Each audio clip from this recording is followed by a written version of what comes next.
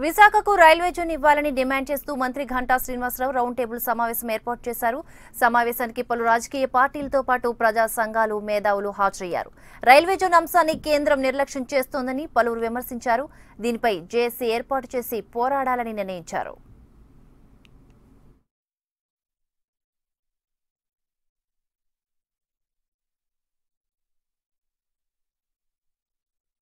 దీని కింద 10 సమయం కదా అని మాట్లాడుతున్నారంటే చాలా విడ్డూరంగా మాట్లాడమాట.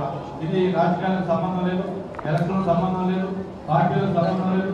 కేవలం మన రైల్వే జోన్ సాధన, మన ప్రత్యేక హోదా ఏదైతే చట్టంలో, అలాగే పార్లమెంట్ లో, అలాగే మోడీ గారు చెప్పిన అంశాల యొక్క అమలు కోసం చేస్తున్న ఇది వేదిక తప్ప దీంట్లో దయచేసి రాజకీయాలకు సంబంధించిన ఎక్కడ అవకాశం ఇవ్వకుండా మన లక్ష్య సాధనలో ముందుకు సాగాలని చెప్పని మనం పూర్తిగా కోరుకుంటూ, మరి చాలా మంది పార్టిసిపేట్ చేశారు కాబట్టి పెద్దలు రామకృష్ణ గారు, అలాగే అశోక్ బాబు గారు, మన ఎమ్మెల్యేలు వాళ్ళు మాట్లాడిన తర్వాత ఒక్కొక్కరు వాళ్ళ అభిప్రాయాలు కూడా మనం ఎలా చేయాలి, ఏంటి చేయాలి, దయచేసి రిపీట్ చేసినట్టు మళ్ళీ రిపీట్ చేయకుండా చెప్పిన దాన్ని, ఎందుకంటే సపోజ్ ఒక సభ్యుడు చెప్పిన దాన్ని మళ్ళీ సేమ్ అంశం చెప్పేటటువంటి రిపీట్ అవుతుంది కాబట్టి అది కాకుండా కొత్త అంశాలు చెప్పుకుంటే బాగుంటుంది.